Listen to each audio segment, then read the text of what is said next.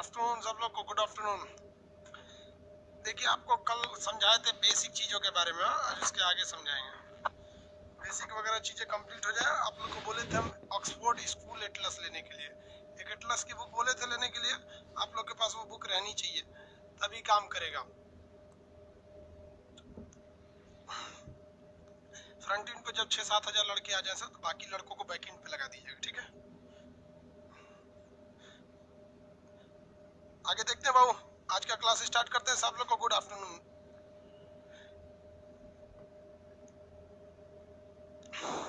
चलिए सब लोग को गुड आफ्टरनून। स्टार्ट करते हैं हम लोग पॉलिटी का क्लास। पॉलिटी का क्लास सुबह चलता है भाई। इसमें पॉलिटी का क्लास से क्या मतलब है, यहाँ स्टार्ट करते हैं हम लोग। देखिए ये वाला कॉन्टिनेंट कौन सा है, एशिया कॉन्टिनेंट है। दुनिया में कितने महाद्वीप थे, आपको बता दिए थे 7 महाद्वीप थे। कौन सा डूबा हुआ महाद्वीप था, तो जिलैंडिया महाद्वीप डूबा हुआ था। देखिए नक्शा के क्लास में पहले धीरे धीरे आपको कॉन्सेप्ट पढ़ना पड़ेगा। शुरुआत के 1 हफ्ते के क्लास काफी धीमे चलेंगे, क्योंकि आपको अभी शुरू में आइडिया ही नहीं लगेगा। आप लोग के पास वो ऑक्सफोर्ड स्कूल एटलस होना चाहिए, स्कूल एटलस, स्टूडेंट नहीं, स्कूल एटलस होना चाहिए था। वो एटलस अगर नहीं रहेगा तो फिर आपको प्रॉब्लम आएगी। आपको कई बार बोल चुके हैं आपके पास वो एटलस होना चाहिए।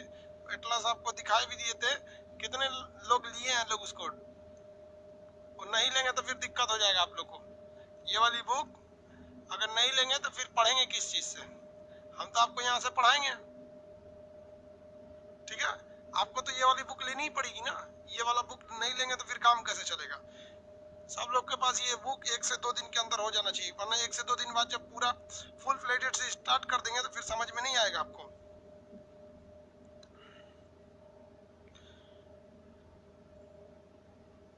चलिए आगे देखते हैं हम लोग। ऑक्सफोर्ड का है, हिंदी में इंग्लिश दोनों ले लेंगे, कोई एक ले लीजिएगा, कोई भी चलेगा। अगर स्टूडेंट वाला ले लिए हैं, देखिए कोई एक लीजिएगा, ये लेंगे तो ये सस्ता पड़ता है। और अगर दूसरा कोई ले लेंगे ना, तो हम पेज नंबर कोई और बोलेंगे। जैसे हम इस बुक का बोल दिए पेज नंबर 45 खोलिए, और आपके पास 40 दूसरा बुक है तो उसमें भी रहेगा, लेकिन वो चीज चला जाएगा किसी और पेज में, फिर आपको क्या होने लगेगी, प्रॉब्लम होने लगेगी। इसलिए ये वाली बुक ज्यादा प्रीफर कीजिए इसको लेने के लिए। ये सस्ता है इसलिए हम आपको बोल रहे हैं। ये वाली बुक थोड़ी ज्यादा सस्ती होने की वजह से ये इजी है इसको लेना। आगे आज हम लोग स्टार्ट करते हैं, एशिया के बारे में कुछ समझना चालू करते हैं। ये महाद्वीप कौन सा भैया, एशिया महाद्वीप है। एशिया महाद्वीप में एक सब कॉन्टिनेंट है। एशिया कॉन्टिनेंट के अंदर एक सब कॉन्टिनेंट है जिसे हम कहते हैं उप महाद्वीप। क्या कहेंगे बाबू, उप महाद्वीप के नाम से उसे जानते हैं। अब ये उप महाद्वीप क्या चीज होता है, तो किसी भी कॉन्टिनेंट के अंदर का एक ऐसा एरिया जो पहाड़ों से थोड़ा सा कट जाता है, उसे हम सब कॉन्टिनेंट कहते हैं। जैसे यहाँ से यहाँ पर एक पर्वत है जिसका नाम है हिंदू कुश पर्वत। हिंदू कुश पर्वत के इस साइड में रहने वाले लोगों को हिंदू कहा जाता है। इसलिए आप हिंदू को किसी रिलीजन से जोड़ के नहीं देखिएगा। हिंदू कोई धर्म नहीं है, ये एक एरिया के लोगों का नाम है। जैसे बिहारी, बिहारी कोई धर्म का नाम थोड़ी है भाई। बिहार में रहने वाला मुसलमान भी बिहारी है, हिंदू भी बिहारी है, जैन भी बिहार है। कश्मीर में रहने वाला कश्मीरी, महाराष्ट्र में रहने वाला मराठी। तो उस तरह से इस पर्वत के इस साइड रहने वाले, हिंदुकुश पर्वत के इस साइड रहने वाले को हिंदू कहा जाता था। लेकिन यहाँ पर 90% जो जनसंख्या थी पहले, वो सनातन धर्म को मानती थी। इसलिए इस हिंदुओं में ज्यादातर सनातन धर्म वालों को क्या कहा जाने लगा, हिंदू कहा जाने लगा। अब जबकि अगर खुद देखिए, हिंदू धर्म तो है नहीं, ये तो एक नाम है। इसे क्या कहा जाता है, ओरिजिनल धर्म तो सनातन धर्म है, जबकि इसे क्या कहने लगे लोग, हिंदू कहने लगे, क्योंकि यहाँ ज्यादातर सनातन धर्म को मानने वाले थे। ऐसे ही एक प्रॉब्लम मुसलमानों के साथ हो गई। मुसलमानों में क्या होता है कि अगर कोई बड़ा व्यक्ति है तो उसे हजरत कहा जाता है। हजरत आप बैठिए, समझ में गया। अब कोई नॉर्मल आदमी है तो जनाब बोले, और जनाब बैठिए, जनाब ये हजरत कहते हैं। और बराबरी का रहता है ना, तो उसे मियाँ कहा जाता है। और मियाँ क्या हालचाल है, समझ में आ गया कि नहीं है। तो मियाँ का मतलब होता है दोस्त, नहीं कहते हैं अरे भाई और क्या हालचाल। तो मियाँ का मतलब क्या होता है, दोस्त। मुसलमानों में उर्दू में क्या कहा जाता है, और मियाँ सब ठीक ठाक। तो एक मुसलमान दूसरे मुसलमान को कहता था और दोस्त ठीक हो, तो वो भी बोलता हाँ दोस्त हम भी ठीक है, और मियाँ तुम कैसे हो। तो जो बाकी के लोगों को लगा कि एक मुसलमान दूसरे मुसलमान को मियाँ कह रहा है, तो मुसलमानों को लोग मियाँ मियाँ कहने लगे। अभी मुसलमान को कह दीजिएगा मियाँ तो गुस्सा जाता है अरे भाई, उसको सनातन धर्म को तूने हिंदू बना दिया, मुसलमान को मियाँ बना दिया। चलो कोई बात नहीं, समझ आ गया। आगे देखते हैं। ये ये वाला पर्वत हो गया हिंदुकुश पर्वत। आगे बढ़े, अब इस हिंदुकुश पर्वत के इस साइड से एक और माउंटेन जाता है, ये माउंटेन का नाम है आपका हिमालय पर्वत। ये ऊपर वाला हो गया हिमालय, ये हिमालय हो गया, यहाँ पर देखिए ये हिमालय हो गया। ये जहां दोनों जाके लड़ जाते हैं ना, ये दोनों पहाड़, एक पहाड़ दूसरे पहाड़ पे लड़ जाता है, एक गधा दूसरे गधा पे चढ़ जाएगा तो दो गो गधा हो जाएगा। तो एक इधर से पहाड़ एक इधर से पहाड़, दोनों जाके चढ़ गया तो ये एकदम बड़का पहाड़ हो गया। इसको हम लोग कहते हैं पामीर का पठार। क्या कहेंगे इसे? पामीर का पठार। दुनिया का छत कहा जाता है। दुनिया का छत किसे कहते हैं? पामीर का पठार। ये चाइना में है। ये दो पर्वतों से, इधर से कौन आ गया? हिंदुकुश, इधर से चला गया हिमालय। आगे बढ़ते रहेंगे, धीरे धीरे समझ में आएगा। अभी आपको हम इंट्रोड्यूस कर रहे हैं, अभी भी आपको एटलस का क्लास स्टार्ट नहीं है। अभी तो हम आपको बउआ की तरह, कैसे नर्सरी क्लास में जब एडमिशन होगा तो आप किसी भी क्लास में घूम जाइए, कुछ खा पी लीजिए, कोई चीज नहीं। अभी आपको 2-3 दिन समय लगेंगे पूरा एडजस्ट होने में, इतना जल्दी ये नहीं समझ में आ जाएगा। पहले थोड़ा सा आपको धीरे धीरे आइडिया लगाएगा। पॉलिटी की क्लास में पेमेंट होने के बाद क्लास ओपन नहीं हो रहा है। लोल कहीं का, तू लोग पकलोल है, तू लोग का करम फोर कहीं का। नाम और अपना पेमेंट का स्लिप व्हाट्सएप करके भेज दो। चोट्टा कहीं का, बुद्धि नाम का चीज नहीं है। तुम खाली इतना बोलता है कि पेमेंट नहीं हो रहा है, तो कहां से कोई तुमको सर्च करेगा? हाँ, बेवकूफ कहीं का, पढ़ा लिखा बेवकूफ है। तुम अगर मैसेज कर दे तो मेरा पेमेंट नहीं हो रहा है, तो क्या 2 लाख लड़कों में कहां खोजेगा आदमी कि तुम कौन हो? मोबाइल नंबर जो पेमेंट भेजो उसको और उसमें भेज दो। बुद्धि नाम का चीज नहीं है। हम पढ़ा लिखा उतना नहीं रहता है सब। दिल गुर्दा कोई कोई नहीं भेजिए यहाँ पर। ज्योग्राफी का क्लास आगे स्टार्ट होगा। ये बुक दुकान पे मिलेगा, ऑक्सफोर्ड स्कूल वाला।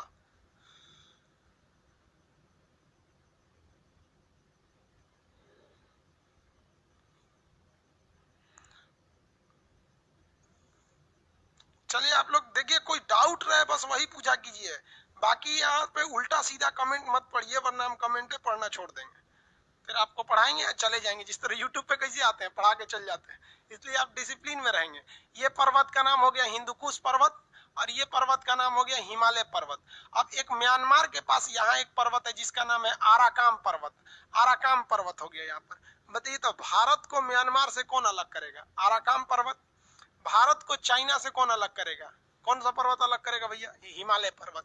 और ये इधर कौन अलग करेगा? ये हो गया हमारा हिंदुकुश पर्वत। अब खुद देखिए, नीचे में कौन सा हो गया? नीचे में ये समुंदर हो गया।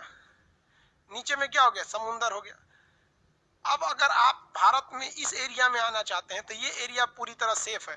नीचे से इसकी रक्षा समुंदर कर रहा है, ऊपर से इसकी रक्षा पर्वत कर रहा है। तो ये अपने ही महाद्वीप यानी एशिया महाद्वीप में ही ये एक एरिया थोड़ा सा कट गया है। और यहाँ का जो कल्चर है वो बाकी के लोगों के कल्चर से अलग है। जैसे देखिए, अगर इंडिया पाकिस्तान इंडिया, अब ये बांग्लादेश, नेपाल, भूटान, इस सब का कल्चर देखेंगे तो हम ही लोग की तरह। इन लोग का खाना पीना भी लगभग हम ही लोग की तरह मिलेगा आपको।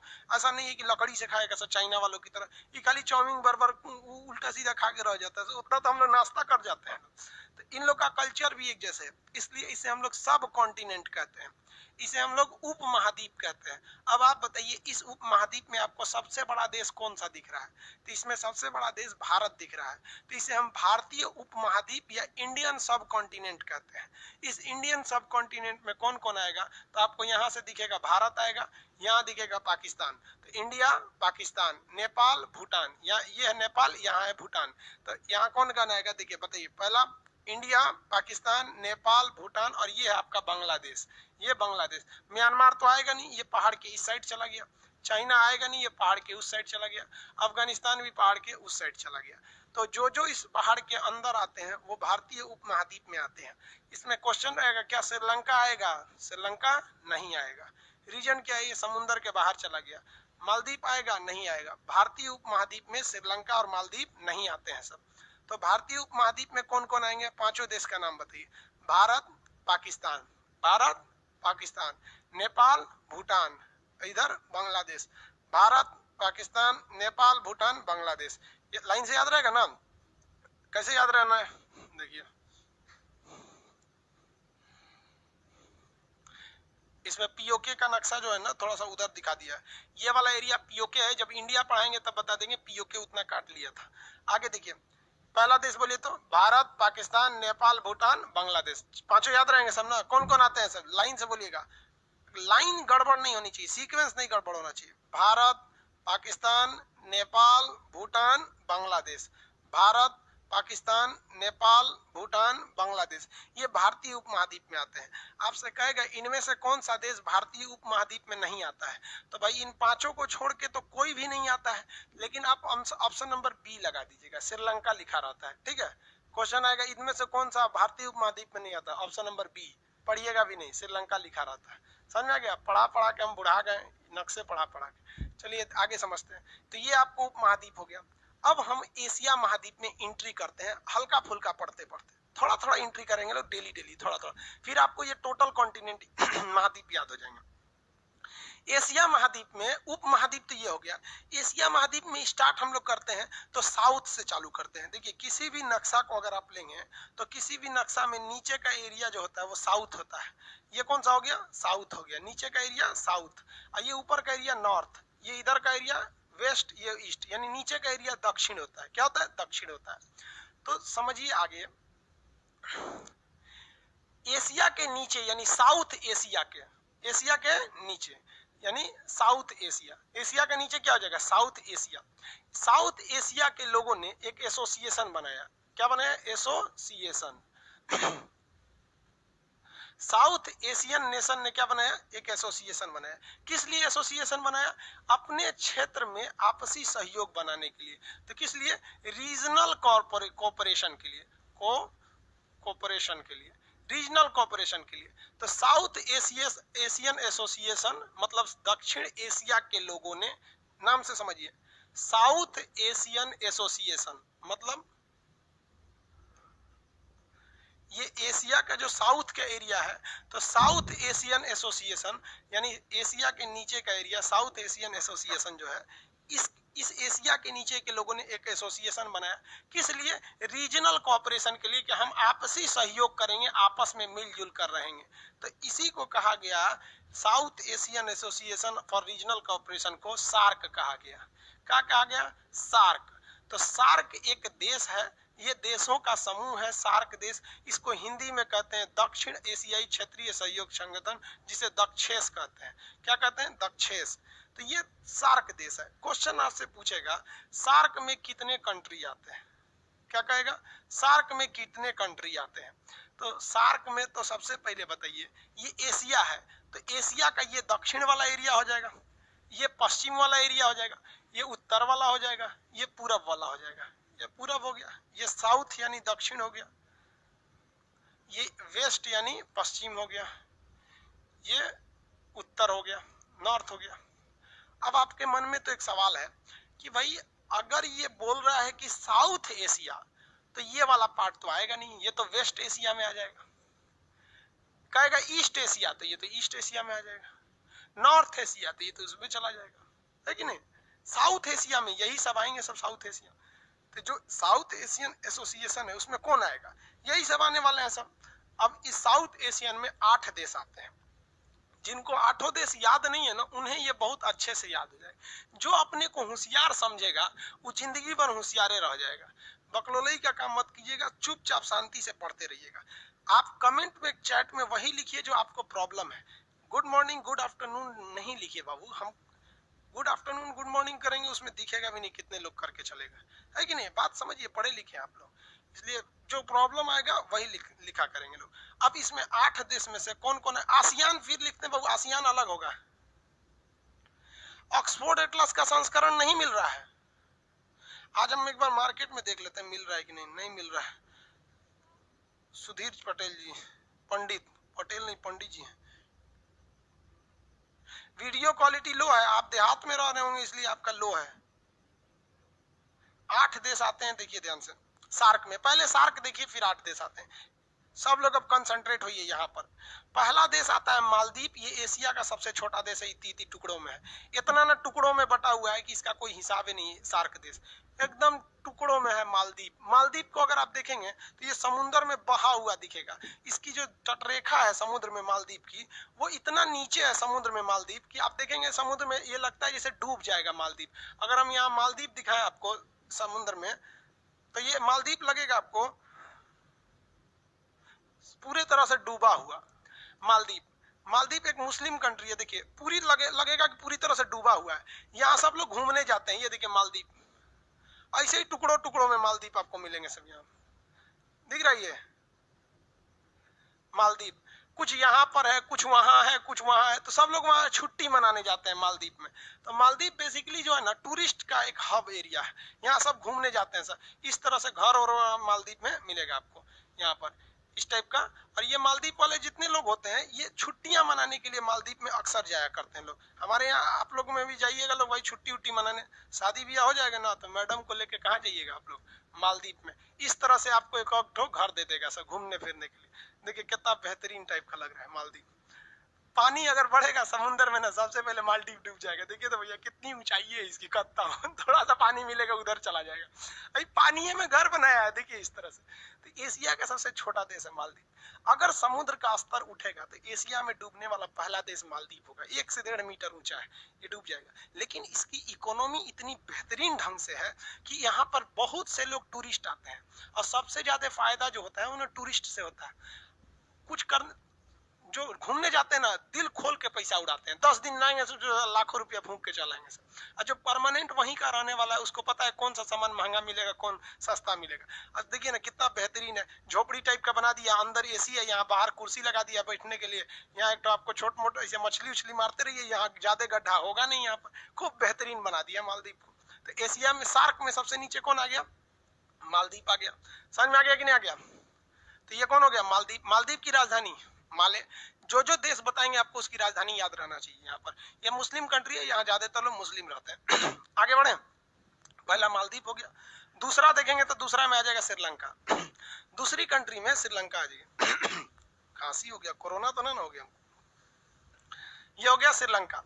श्रीलंका यहाँ पर अशोक ने अपने बेटा तथा बेटा महेंद्र और बेटी संघमित्रा को कहाँ भेजा था, तो वो भेजा था श्रीलंका में। श्रीलंका में बौद्ध धर्म के लोगों को अधिकता है।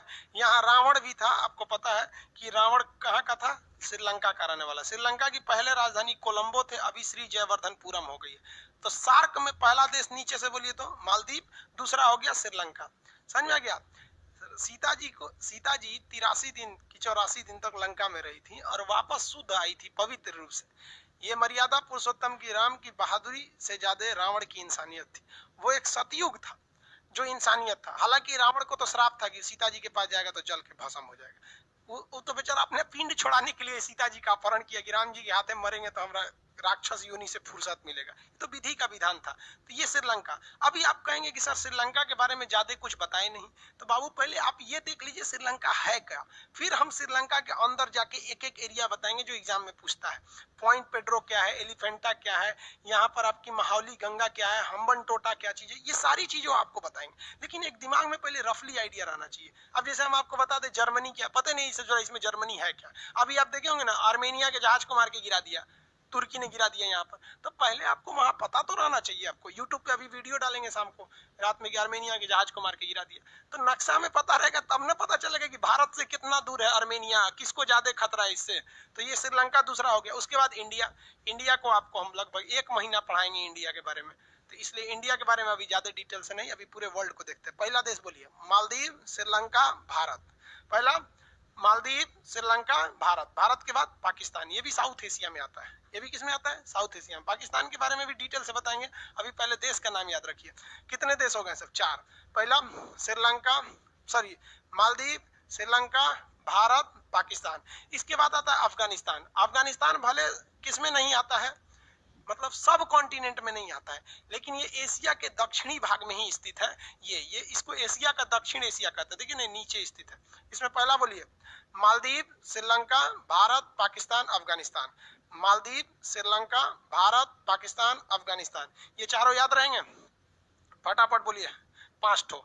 मालदीव, श्रीलंका, भारत, पाकिस्तान, अफगानिस्तान। यहाँ हो गया अफगानिस्तान। इधर देखेंगे नेपाल, भूटान, नेपाल, भूटान, बांग्लादेश, नेपाल, भूटान, बांग्लादेश, नेपाल, भूटान, बांग्लादेश। चलिए याद हो गया आपको कितने देश हैं, 8। पहला, आंख बंद करिए सारे लोग, अकेले में बैठ के पढ़िएगा, अब बोल बोल के पढ़िएगा वरना याद नहीं होगा नक्शा। पहला मालदीव, श्रीलंका, भारत, पाकिस्तान, अफगानिस्तान, नेपाल, भूटान, बांग्लादेश। अगर ऐसे याद करेंगे ना तो अगर गलती से कोई एक देश भूल भी गया ना तो आपके दिमाग में रहेगा। आप लोग गलती कैसे करते हैं, 8 देश पता है कितने हैं, याद कैसे करेंगे? नेपाल, श्रीलंका, भूटान, कहेंगे ले कौन छूट गया, पता नहीं चला। यही है हमारे हिंदुस्तान की खराबी, ऐसी पढ़ा दिया जाता है लड़कों को, क्योंकि उन्हें पता ही नहीं चलता हम कौन सा बोले कौन सा छूट गया। लाइन से बोलना है आप लोग को, लाइन से बोलिए फटाफट, कमेंट करके लिखेंगे। कमेंट में देखें केवल पहला अक्षर, जैसे एम से मालदीव, श्रीलंका, इंडिया, पाकिस्तान, अफगानिस्तान, नेपाल, भूटान, बांग्लादेश, हो गया। ऐसे एक एक अक्षर करके लिखते चलिए, फटाफट कमेंट करके बताएंगे। पहला मालदीव, श्रीलंका, भारत, पाकिस्तान, नेपाल, भूटान, बांग्लादेश, हो गया। मालदीव, श्रीलंका, भारत, पाकिस्तान, नेपाल, भूटान, बांग्लादेश, इस तरह से याद रखना है। आपको लोगों को लगेगा बड़ी पढ़ने में विद्वान है, पढ़ाई कुछ भी नहीं है बाबू, बहुत सिंपल है। 8 देश, 8 देश मतलब मुश्किल से 3 सेकंड, मुश्किल से कितना second, 3 second. Maldives, Sri Lanka, Bharat, Pakistan, Nepal, Bhutan, Bangladesh, 2 second हुआ ही, समझ में आ गया? 2 सेकंड बहुत है, फटाफट लिख के जवाब दीजिए। Very good. मालदीव, श्रीलंका, आप पहला अक्षर भी लिखेंगे तो चलेगा, लेकिन सीक्वेंस गड़बड़ नहीं होना चाहिए, सीक्वेंस गड़बड़ नहीं। मालदीव, श्रीलंका, अरे पहले एल कौन देश है भैया, इसमें एल लिखते हैं, एस एल श्रीलंका, बस एस लिख दीजिए, समझ जाएंगे श्रीलंका, एस एल लिखने की क्या जरूरत है। आई से इंडिया, वेरी गुड, बहुत अच्छा, ऐसी जवाब आना चाहिए। देखिए इस तरह से जवाब आता है ना तो लगता है चलो पढ़ाना साक्षर हो गया। यहाँ पे ये जितने लोग फ्रंट एंड पर है, 6000 से ज्यादा लड़के फ्रंट एंड पे हैं, और बैक एंड वालों का जवाब क्या है? बैक एंड वाले पे दिखेंगे, बैक एंड वाले, बैक एंड पे जितने ज्यादा लड़के हैं सबको बैक एंड पे भेजिएगा। श्याम लाल जी आपका, चलिए बाबू, अफगानिस्तान सब कॉन्टिनेंट में नहीं आएगा, लेकिन वो हमारे सार्क में आ जाता है, ठीक है। बैक एंड वाला कह रहा है सर हम लोग क्या पैसा नहीं दिए? अरे भाई सब लोग पैसा दिए हैं, लोग लोड के हिसाब से होता है ना, बैक एंड और फ्रंट एंड, ये सब लोड के हिसाब से होता है। चलिए ऐसा नहीं है, पूछ रहा है सर हम लोग बैक एंड वाले हैं, मतलब हम लोग किसी काम के नहीं है? भाई सब लोग काम के, बैक एंड सर्वर तगड़ा होता है। आगे बढ़े, ये दिल बना के मत भेजो भाई, सबसे नफरत है। देखो भाई एक से एक कमेंट करते हैं। तिवारी जी, देखिए अनूप तिवारी जी हैं, ये क्या किया पता है? ये लड़का देखो कितना बदमाश है, ये सारे देश का नाम नहीं लिखा है, सारे देश का झंडा बना भेजा है। अरे तिवारी जी, अरे बाप रे, सब झंडा बना भेजा। याद हो गया ना? अगर आपसे कोई पूछता है सार्क में कितने देश आते हैं, तो अगर आपने नाम बना दिया ना 8 के, कभी भी अगर किसी ने बोल दिया कि 8 है, सार्क में 8 देश है, बता देते ना, जान ले लेंगे हम उसका वहां पे। अगर कोई आपसे पूछता है कितने देश हैं, तो आप बोलिएगा हम बोलते हैं, तुम गिन ले। समझ में आ गया कि नहीं? तब आपको पता चलना चाहिए खान सर का स्टूडेंट है। एकदम पहचान है, अलग पहचान है कि खान सर के पास पढ़ा है, कहीं और पढ़ा है। पूछिएगा सार्क में कितने देश, अगर कह दिया 8, समझ जाइएगा हमारे पास नहीं पढ़ा है। और अगर बैकएंड वाले भी ध्यान देंगे लोग, सब लोग, अगर मान लीजिए पूछ रहा है कि सार्क में कितने देश है, अगर कह दिया हम बोलते हैं कि मालदीव, श्रीलंका, भारत, पाकिस्तान, नेपाल, भूटान, बांग्लादेश, समझ जाए अरे बाप रे बाप, हमसे सीनियर है, खान सर के पास पहले पढ़ लिया। समझ आ गया? कितने देश? 8। कितने देश? 8। 2 सेकंड में बोलिए। अगर आप क्लास में बैठे हैं, कहीं भी बैठिए, रूम में जगह नहीं है, बाथरूम में मोबाइल लेके चल जाइए, उसी में बैठा रहिए। लड़का सब लड़की से बतियाता है ना, तो बाथरूम में चल जाता है, टोटिया खोल देता है, उसमें भड़ भड़ भड़ आवाज करते रहता है, अंदर बतियाता है, हाँ हाँ कैसी हो, लोल कहीं का, वैसे घुस जो कहीं। बोलो फटाफट, अपने जहाँ पे है वहां बोलिए, मम्मी को सुनाइए, पापा को सुनाइए, बोलिए, ताकि लोगों को लगे कि हाँ लड़का पढ़ रहा है। ऑनलाइन को आप ऑफलाइन बना दीजिए, समझ में आ गया कि नहीं? ऑनलाइन को क्या बना दीजिए? ऑफलाइन। जहाँ है वहाँ क्लासरूम की तरह रहना चाहिए। क्या चीज है? मालदीव, श्रीलंका, भारत, पाकिस्तान, नेपाल, भूटान, बांग्लादेश। मालदीव, श्रीलंका, भारत, पाकिस्तान, नेपाल, भूटान, बांग्लादेश। याद हो गया? मालदीव, श्रीलंका, भारत, पाकिस्तान, बांग्लादेश। मालदीव, श्रीलंका, भारत, पाकिस्तान, अफगानिस्तान, नेपाल, भूटान, बांग्लादेश। 8।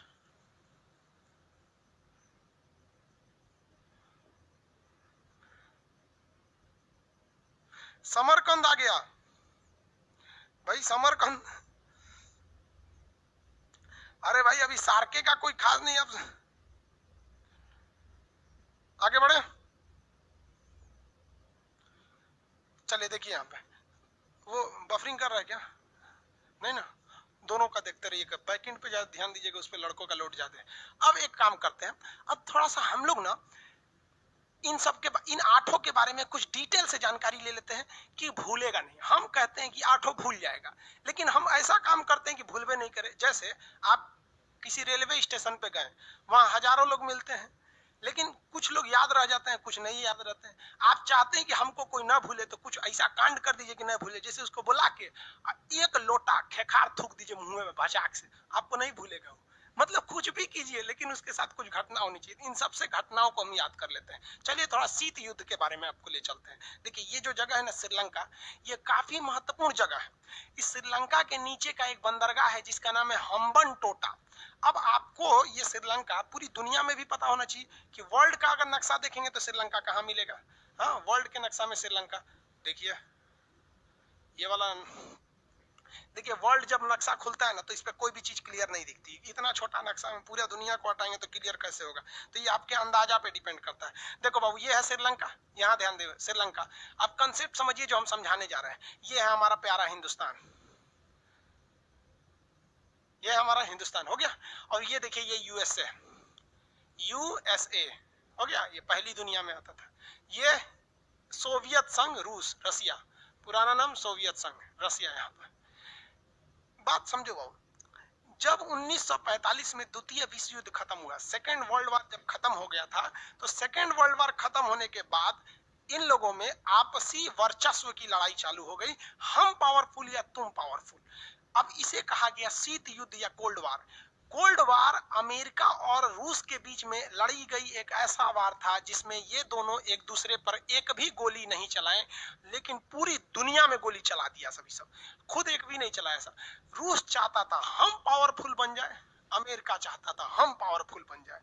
रूस चाहता था दुनिया हमारे साथ आ जाए, अमेरिका चाहता था हमारे साथ आ जाए। जो लोग अमेरिका के साथ गए वो कहलाए पहली दुनिया के देश, जो रूस के साथ गए वो कहलाए दूसरी दुनिया के देश। अब जो अमेरिका का साथी था, मान लीजिए यहाँ से कोई कोलंबिया अमेरिका का साथी, तो रूस ससुरा इसको मारता था। अब देखिए, इसको मारता तो कहलाता वार, इसको माराया तो कहलाया कोल्ड वार। मतलब यहाँ मारता तो युद्ध, ये हो गया शीत युद्ध। शीत युद्ध का मतलब ये नहीं कि ठंडी के दिन में लड़ाई लड़ा है। शीत युद्ध का मतलब है कि तुमसे जो जो रहेगा हम उससे नफरत करेंगे। आप देखिएगा घर में, आप हिंदुस्तान में बड़ी ज्यादा शीत युद्ध होता है। मान लीजिए कि हमारा किसी व्यक्ति से झगड़ा है और हम किसी शादी में गए और वो व्यक्ति उस शादी में आ जाएगा ना तो हम वहां नहीं जाएंगे। अरे मतलब है हमसे ना झगड़ा है, उससे क्या मतलब है तुम्हें। तो इसे कहते हैं शीत युद्ध। तो शीत युद्ध चल रहा था। अमेरिका चाहती थी पूरी दुनिया मेरे साथ आ जाए पहली दुनिया में, रूस चाहता था पूरी दुनिया मेरे साथ आ जाए दूसरी दुनिया में। जवाहरलाल नेहरू बड़ी होशियार कहा कि हम कोनों में नहीं रहेंगे, हम तीसरी दुनिया में। तो इसने एक अलग से संगठन बना दिया जिसे कहा गया नॉन एलाइजिंग मूवमेंट। क्या कहा गया? Non aligning movement, NAM. आगे बताएंगे NAM, non aligning movement NAM कहा गया। समझ में आ गया? तो इसमें हम किसी के साथ नहीं है, इसे कहते हैं गुट निरपेक्ष, नॉन एलाइजिंग, हम किसी में नहीं है। तो भारत तीसरी दुनिया में था। अब देखिए रूस के साथ एक खराबी समझते चलिए। रूस के साथ खराबी क्या है कि ऊपर का ये एरिया जो है बर्फ से ढक जाता है, तो ये एरिया में बर्फ भयानक पड़ती है। आपको बताए हैं यहाँ ठंडा क्यों पड़ता है, क्योंकि सूर्य की किरणें नहीं जाएंगी, ये शीत कटिबंध में आ जाएगा, टुंड्रा और टैगा में। इसलिए रूस का ऊपर का बंदरगाह पानी से जम जाएगा और रूस ठंड के दिन में ऊपर से नहीं जा सकता है। और लड़ाई के मैदान में जब भी काम आती है तो नौसेना काम आती है। दूर की लड़ाई में, दूर मान लीजिए यहाँ से यहाँ जाना है तो पायलट थोड़े ना लड़ पाएगा, सोचो वहां से जहाज पायलट भरेगा, एक दिन 8 घंटा लगेगा इसको यहाँ जाने में। 8 घंटा गाड़ी चलाने के बाद आपको थक जाएंगे, कहीं दो तरीके कौन लड़ाई लड़ेगा, पैदल सेना तो जाएगी नहीं। तब इसमें काम कौन आती है? नौसेना काम आती है।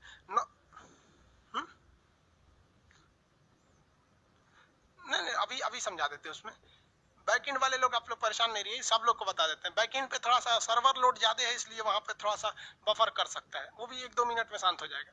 तो ये ऊपर से ये नहीं जा सकता है, तब ये क्या करेगा? नौसेना भेजेगा, क्योंकि नौसेना की जहाजें बड़ी बड़ी होती हैं, उसमें बेडरूम सोने होने का सब जगह रहता है। सारे फौजी सोए रहेंगे, जो चलाने वाले रहेंगे 8-10 तो वो चलाएंगे। जब ये नौसेना की जहाजें यहाँ पहुंच जाएगी तो वो सब जग के इसको मार देंगे सब। तो दूर की लड़ाई में कौन काम आता है? नौसेना काम आती है। अब एक खराबी देखो भैया, ये जो है आपका अमेरिका, यूएसए, इसके पास बर्फ नहीं जमता है क्योंकि ये तो बहुत दूर है। तो इसकी नौसेना यहां तक जा सकती थी, लेकिन उसकी कैसे आती? तब इसके लिए रूस जो था इस रास्ते से आता था, इस रास्ते से जाके हमला करता, लंबा पड़ जाता। तो रूस जो है वो ठंडी में इधर से नहीं आ सकता था, वो ठंड के दिन में इधर से आता था। अमेरिका ने कहा कि अगर हम क्या चीज? अगर हम रूस को इधर ही रोक दें तो ठंडी में ये इधर से आइए नहीं सकता, हम इधर रोक देंगे, और हम युद्ध जानबूझ करेंगे ठंड में कि ठंड में वो उधर से आएगा नहीं, इधर हम रोक देंगे, मरा जाएगा। तो इसके लिए अमेरिका ने शीत युद्ध में सहारा लिया किसका? श्रीलंका का। अब आइए श्रीलंका जो मेन टॉपिक था, यही है ना श्रीलंका। आइए, हम लोग का हिंदुस्तान है, वर्ल्ड के नक्शा में बाबू क्लियर नहीं दिखता है, इसलिए क्लियर करने के लिए हम वहां ले जाएंगे आपको। यह है ना श्रीलंका आपका, ये भारत में, यहाँ क्लियर दिखेगा। वर्ल्ड के नक्शा में कैसे क्लियर दिखेगा कोई चीज? तो यहाँ समझिए, आइडिया लगाइए यहाँ पे। तो अमेरिका ने श्रीलंका को खूब पैसा दिया, करोड़ों रुपया मदद दिया कि रेलवे बनाओ, ये बनाओ, वो बनाओ, दुनिया भर का चीज। और उसके बाद कहा, ए श्रीलंका, तुम अपने नीचे का जो बंदरगाह है जिसका नाम है हम्बनटोटा, याद रखिएगा, हम्बनटोटा कहाँ पर है? श्रीलंका में है। हम्बनटोटा एक बंदरगाह का नाम है जो श्रीलंका में है। हम्बनटोटा बंदरगाह को अमेरिका ने कहा कि भाई तुम इसको हमको दे दो, इसका किराया तुम हमसे लेना। हम यहाँ पर रडार और ट्रांसमीटर स्टेशन बैठाएंगे जो ये बता सके कि यहाँ से कितनी जहाजें गुजर रही हैं।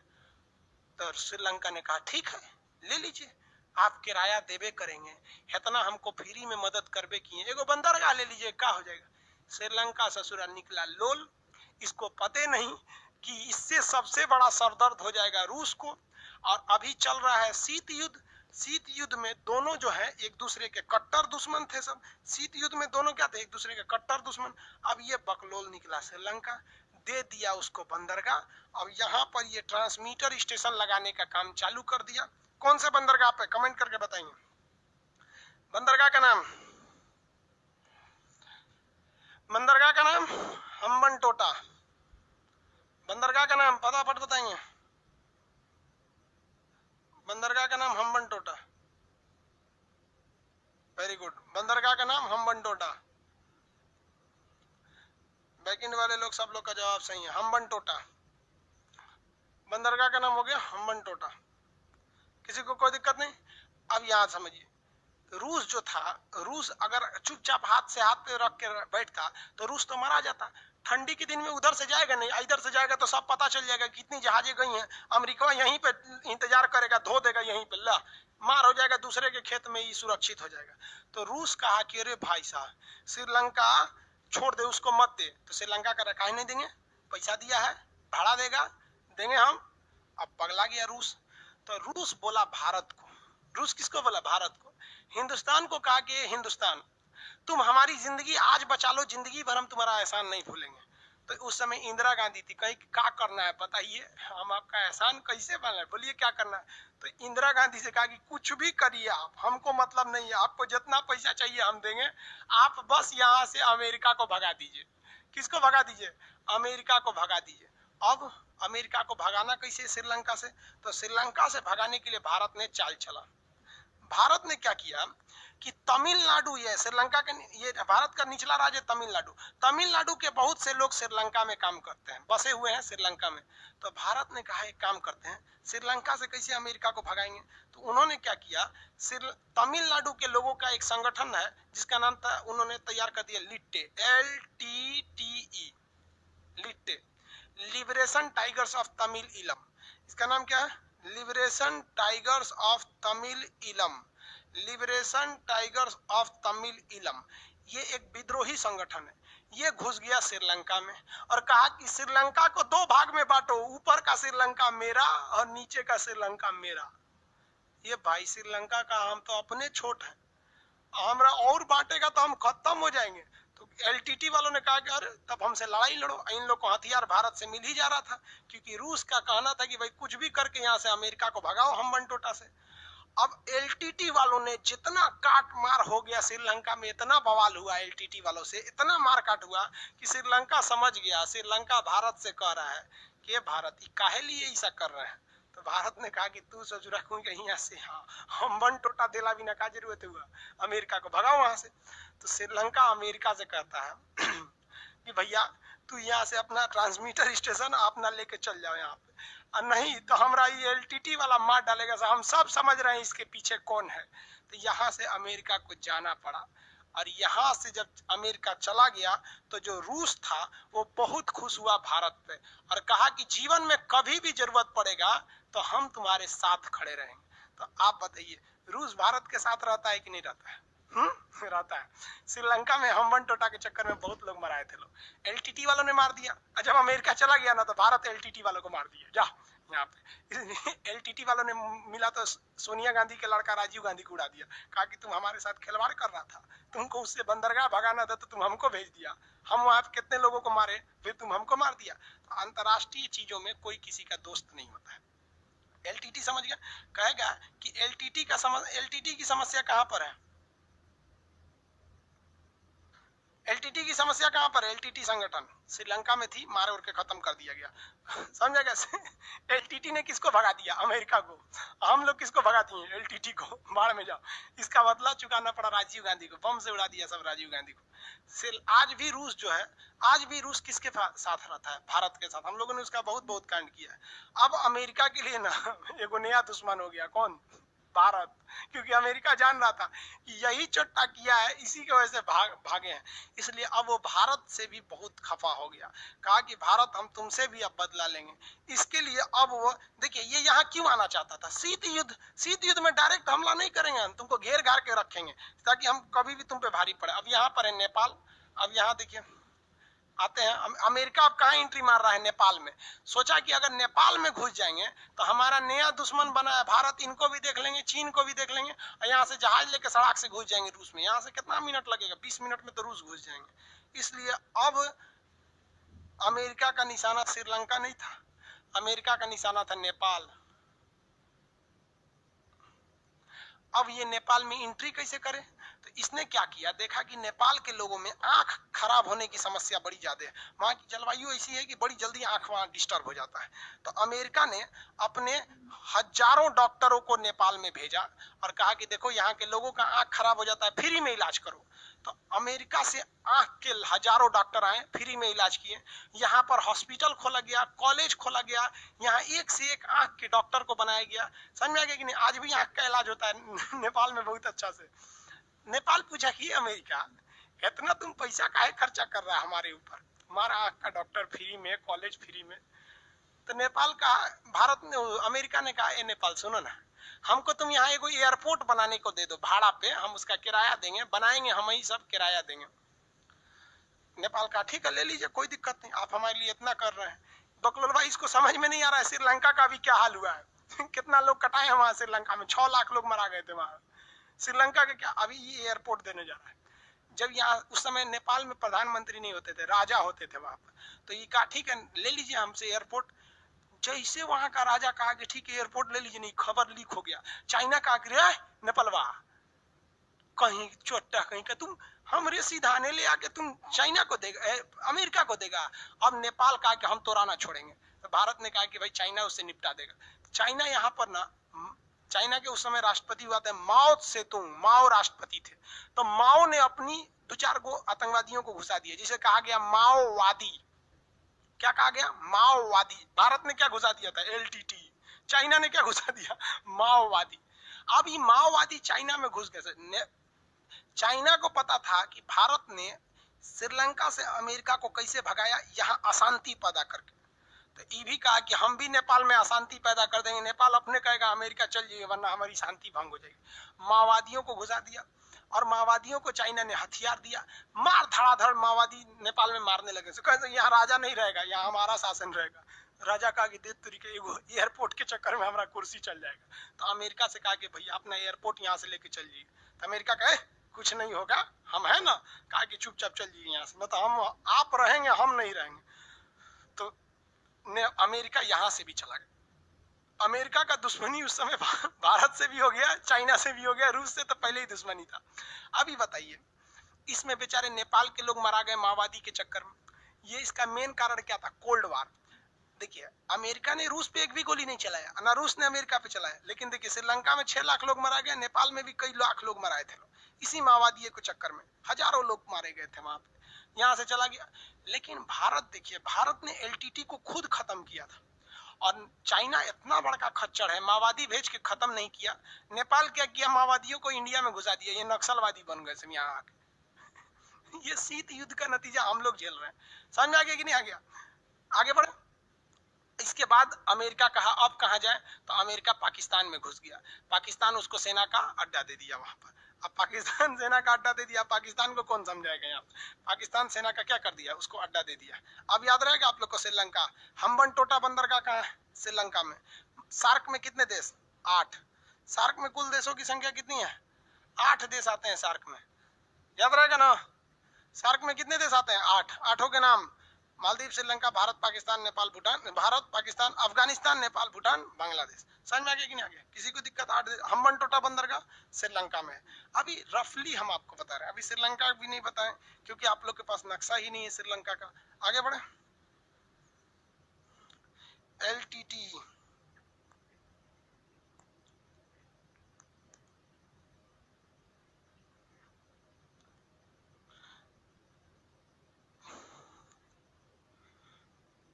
आगे बढ़ जाए ना। रसिया उधर से हमला, भाई अलास्का की ओर से हमला नहीं कर सकता। युद्ध के समय में चारों ओर से हमला करना चाहिए ना, कोई एक डायरेक्शन में थोड़ी ना। इसलिए सब चाहता है कि हम चारों ओर से हमला करें। इसलिए हम्बनटोटा का एरिया को ये सॉरी अमेरिका ने क्या किया था, प्रीफर किया था। ये जगह बोलिए कौन सा हो गया, मालदीव, श्रीलंका, भारत, पाकिस्तान, अफगानिस्तान, नेपाल, भूटान, बांग्लादेश। श्रीलंका के बारे में और अच्छा से पढ़ाई करते हैं लोग। चलिए श्रीलंका के बारे में देखते हैं।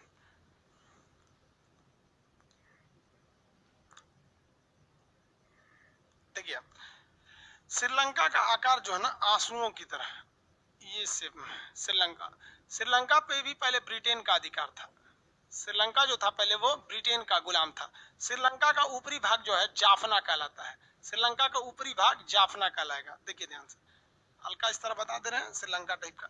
श्रीलंका का जो ऊपरी भाग है क्या कहलाता है, जाफना कहलाता है। आपके पास नक्शा नहीं है ना, जाफना। एक्चुअली आपके पास एटलस नहीं है, कोशिश करिएगा एटलस खरीदने के लिए। श्रीलंका का ऊपरी भाग क्या कहलाता है, जाफना कहलाता है। जाफना में कौन घुस गए थे, LTT। और जाफना के निचला भाग का नाम है एलिफेंटा। क्या नाम है इसका, एलिफेंटा पास। यहाँ पर पहाड़ों के बीच एक दर्रा है। देखिए दो पहाड़ों के बीच के पतला रास्ता को दर्रा कहा जाता है, चौड़ा रास्ता को घाटी कहा जाता है। तो एलिफेंटा पास, ये क्वेश्चन कई बार पूछा है कि एलिफेंटा पास किस देश में, श्रीलंका में। एलिफेंटा पास के ऊपर वाली जमीन को क्या कहते हैं, जाफना कहते हैं। जाफना को अलग करने की लड़ाई कौन लड़ रहा था, आपका LTT लड़ रहा था। यहाँ का सबसे ऊपरी बिंदु क्या है, पॉइंट पेड्रो। क्या है, पॉइंट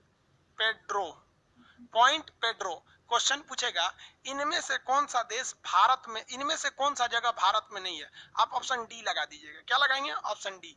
ऑप्शन डी पे लिखा रहता है point Pedro. Point Pedro Jaffna का भाग है। किसका भाग है, जाफना। तो जाफना से 3 क्वेश्चन पूछेगा। जाफना कहाँ है, श्रीलंका के ऊपरी भाग में। जाफना का ऊपरी बिंदु क्या कहलाता है, पॉइंट पेड्रो कहलाता है, जो भारत में नहीं है। उसके बाद और क्वेश्चन पूछेगा जाफना और श्रीलंका का मेन अलग करने वाला कौन सा दर्रा है, एलिफेंटा दर्रा है। किसी को कोई दिक्कत नहीं। श्रीलंका का निचले बंदरगाह का नाम क्या है, हम्बनटोटा। बंदरगाह का नाम क्या है भैया, हम्बनटोटा। श्रीलंका का निचला बंदरगाह का नाम हम्बनटोटा। किसी को कोई दिक्कत नहीं। श्रीलंका के इस साइड में इसकी राजधानी है श्री जयवर्धनपुरम। पहले राजधानी थी कोलंबो, अभी राजधानी क्या है, श्री जयवर्धनपुरम। श्रीलंका की वर्तमान राजधानी श्री जयवर्धनपुरम। श्रीलंका हम लोगों से ज्यादा चाय को दूसरे देशों को बेचता है, लेकिन हम लोगों से ज्यादा वो चाय उगाता नहीं है। देखिए हम लोग जो हैं चाय बहुत ज्यादा मात्रा में उगाते हैं, लेकिन उससे भयानक पी जाते हैं। घर में कोई घुसा, चाय पिलाओ जी, लगता है जैसे चाय पीने के लिए कुछ, अरे चाय पी लीजिए, कहे चाय पी लीजिए, घुसते ससुरा चाय पी लीजिए। ससुराल, नैहर, सौतन के घर, कहीं घुसिए, हाँ कौन जी चाय पीजिए। तो भाई हम लोग छोड़ते कहाँ है, डकच जाते हैं पूरा चाय। श्रीलंका के लोग चाय नहीं पीते हैं, इसलिए वो लोग चाय को दूसरे देश को निर्यात कर देते हैं। श्रीलंका के नीचे का बंदरगाह का नाम हम्बनटोटा। श्रीलंका की वर्तमान राजधानी कोलंबो है। श्रीलंका की वर्तमान राजधानी कोलंबो। अब एक चीज समझिए, श्रीलंका और भारत के बीच में जो समुद्र है वो बहुत पतला है। श्रीलंका और भारत के बीच में जो समुद्र है ना बहुत पतला है। देखिए दिखा देते हैं। अब ये दिखेगा नहीं, आप लोग को ज्यादा चौड़ा कर देंगे तो। यहाँ दिख रहा है श्रीलंका। तो ये समुद्र जो है ना बहुत ही पतला है। यहाँ पे पानी वाली जहाज नहीं जा सकती है। अब ये इसे लोग कहते हैं आदम ब्रिज, इसी को कहते हैं लोग राम सेतु। समझ में आ गया। ईसाई और मुस्लिम परंपरा के हिसाब से यहाँ से आदम गए थे और हिंदू परंपरा के हिसाब से यहाँ से राम जी गए थे, तो इसे राम सेतु या आदम ब्रिज कहा जाता है। इसको ना गड्ढा नहीं है, इसलिए यहाँ से अगर जहाज को जाना है तो श्रीलंका होके जाता है, या इधर से किसी जहाज को जाता है तो ये श्रीलंका पार करके जाता है। जबकि अगर ये गहरा होता तो इतना लंबा दूरी नहीं तय करनी पड़ती, हम लोग यहीं से इस साइड में जा सकते थे। तो कहा जाता है कि इसको गहरा कर देना चाहिए। अब कुछ लोग इसका विरोध करते हैं कि राम जी के आप पुलवा तोड़ना चाहते हैं। अरे भैया, हम काहे तोड़ना चाहते हैं? उसके बीचवा में से एगो पतला तनी सा गली बराबर रास्ता निकालना चाहते हैं ताकि उधर से जहाज चल जाए। दिक्कत समझिए क्या है कि कुछ लोग देश को किस तरह से चौपट कर रहे हैं। ये हम्बनटोटा बंदरगाह जो है वर्तमान समय में चाइना ले लिया है। अभी हम्बनटोटा बंदरगाह किसके कंट्रोल में आ गया है? चाइना को। चाइना क्या करता है, दूसरे देश को इतना ज्यादा कर्जा दे देता है कि वो कभी भी उस कर्जा से बाहर नहीं आ पाते हैं। तो ये चाइना के कंट्रोल में। अब युद्ध की स्थिति में आप बताइए, आपकी मान लीजिए इधर आपकी जहाजें मारी गई, तो आप इधर से जहाज लेके जाइएगा इस साइड में, तो यहाँ से तो चाइना बैठा हुआ यहीं धो देगा आपको। तो यहाँ हमको जरूरत पड़ेगी ना एक बाईपास रूट इधर से। तो यहाँ लोग कह रहे हैं कि नहीं, राम जी का पुल है। अरे भाई, राम जी का पुल थोड़े, वो तो लाने के लिए गए थे। समझे कि नहीं समझे? अब इसके चक्कर में अब आप बताइए, इसको गहरा करना चाहिए कि नहीं? तोड़ने की बात थोड़ी है भैया, पूरा राम सेतु इतना बड़ा है, इसमें पूरा थोड़ी ना, थोड़ा सा एरिया को बस गहरा करना है ताकि यहाँ से जहाजें निकल सके लो। लेकिन जानते हैं ना, नेताओं को एक बहाना चाहिए, कैसे भी एक बहाना दे दो ताकि वोट मिल जाए। क्योंकि धर्म के नाम पर वोट मांगना बहुत ही आसान होता है। उसके बाद जाति के आधार पर मांग लीजिए, उसके बाद विकास के आधार पर। जनता भी विकास के नाम पर वोट नहीं देती है और जनता नेताओं को गरियाती है। रे बाबू, तुमको जाति के हिसाब से वोट दिया था तो क्या विकास मिलेगा? जाति मिल रहा है तुमको। तो ये गड्ढा करना चाहिए, क्योंकि युद्ध की स्थिति में ये बहुत घातक हो जाएगा। हम यहाँ से जा नहीं पाएंगे। समझ में आ रहा है कि नहीं आ रहा? किसी को कोई दिक्कत नहीं है यहाँ पे? आगे बढ़ जाए। श्रीलंका समझ में आ गया? श्रीलंका किस चीज का निर्यातक है? श्रीलंका निर्यात किस चीज का करता है? चाय का। श्रीलंका पहले किसका गुलाम था? ब्रिटेन का। निचला बंदरगाह का नाम हम्बनटोटा। वर्तमान राजधानी श्री जयवर्धनपुरम। उससे पहले की राजधानी श्रीलंका की उससे पहले बहुत पहले अनुराधापुर राजधानी थी उसकी। उससे क्या मतलब है? श्रीलंका की सबसे बड़ी जो नदी है, उस नदी का नाम है महावली गंगा। नदी का नाम क्या है? महावली गंगा। महावली गंगा। महावली गंगा श्रीलंका की सबसे लंबी नदी महावली गंगा। श्रीलंका की सबसे बड़ी नदी है महावली गंगा। ठीक है, आप लोग का कल इसका पीडीएफ लोड कर दिया जाएगा और कल आप लोग एटलस जरूर लेके रखेंगे लोग। एटलस में क्या है कि आप किसी और भी कंपनी का अगर एटलस लेंगे तो केवल पेज नंबर का डिफरेंस रहता है, तो ढूंढने में थोड़ा आपको टाइम लग जाएगा। जैसे अभी मान लीजिए ऑक्सफोर्ड वाले में पेज नंबर 47 पे है श्रीलंका, और आप कुछ और ले लेंगे तो वहां श्रीलंका कहाँ रहेगा, फिर आपको ढूंढने में प्रॉब्लम होगा। बस इसीलिए कर रहे हैं, और कोई प्रॉब्लम नहीं है। सबसे लंबी नदी महावली गंगा। कौन सा दर्रा है? एलिफेंटा दर्रा। सबसे ऊंची बिंदु यहाँ पे पॉइंट पेड्रो। ऊपर का राज जाफना। कौन से संगठन? एलटीटी। समझ में आ गया आप लोग को? श्रीलंका के बारे में कोई दिक्कत नहीं है।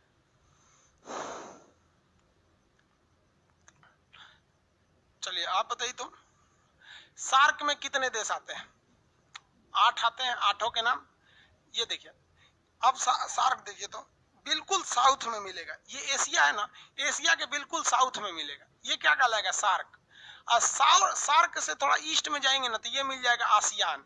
ये क्या है? आसियान एसोसिएशन ऑफ, देखिए एसोसिएशन मतलब ग्रुप, साउथ ईस्ट एशिया। देखिए साउथ में भी है और ईस्ट में भी है। ईस्ट मतलब पूरब, तो पूरा तरफ पूरब में नहीं है, ये तो पूरा पूरब में हो जाएगा। वो कह रहा है साउथ में भी नहीं है। क्या कह रहा है? South east Asia. South east Asia. तो देखिए ये साउथ हो गया, ये ईस्ट हो गया, तो बीच में यही ना होगा। साउथ ईस्ट एशियन नेशन है सर। नेशन मतलब देश।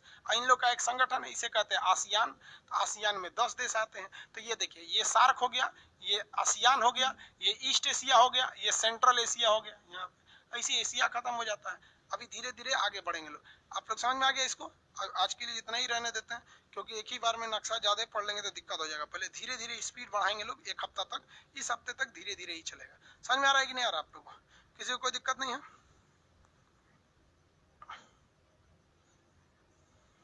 बुक के राइटर का नाम नक्शा है, इसमें राइटर कहाँ से आएगा? सर्वे ऑफ इंडिया बनाती है, ऑक्सफोर्ड का है। बाबू पेज नंबर दोनों का बताइए।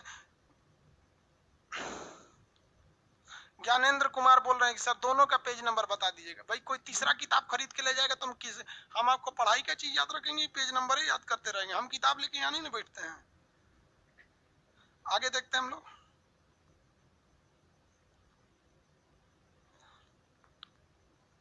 मेरे पास स्टूडेंट एटलस है, जिसके पास है उसको खरीदने की जरूरत नहीं है। आप जब खरीदिएगा तो कोशिश कीजिएगा स्कूल एटलस खरीदने के लिए, ठीक है। एलटीटी वगैरह सब समझ में। पाकिस्तान का झंडा कौन लहरा रहा है इसमें? भेज देंगे पाकिस्तान, शांत हो जाओगे। बाबू पाकिस्तान का झंडा देख लेंगे, ब्लॉक कर देंगे तुमको इसमें। आगे चलते हैं, चलिए आज के लिए इतना ही रहने देते हैं। अब नेक्स्ट क्लास में करेंगे, धीरे धीरे समझना। आप लोग को ना पहले एक बार में एक ही बार में 25 को देश याद कराएंगे तो नहीं हो जाएगा, आपको पूरी दुनिया याद हो जाएगी। अब आपको काम क्या है कि अपने पड़ोस अड़ोस में जो भी मिले उसको क्या करना है, पढ़ा देना है। कहना है कि इधर इधर तो हम सार्क देश बताते हैं, आपके पास नक्शा रहना चाहिए, उससे आपको एटलस में उसको सार्क देश याद करा दीजिए। कितने देश हैं? 8। कौन कौन? कैसे बोलिए? कह के सुन सार्क में जानते कितना देश? कितना? मालदीव, श्रीलंका, भारत, पाकिस्तान, अफगानिस्तान, नेपाल, भूटान, बांग्लादेश। जो हो गया यहाँ पे। इतना भयानक पढ़िए ना कि आपका पड़ोसी डर जाए, वो डर के मारे पढ़ाई छोड़ दे। उसको लगना चाहिए ना कि भाई छोड़ देगा पढ़ाई तो आपके लिए कॉन्फिडेंस हो जाएगा, कंपटीशन आराम हो जाएगा। समझ आ रहा है ना? अब नेक्स्ट क्लास में कल मिलेंगे। ओके, आज के लिए इतना ही। जय हिंद।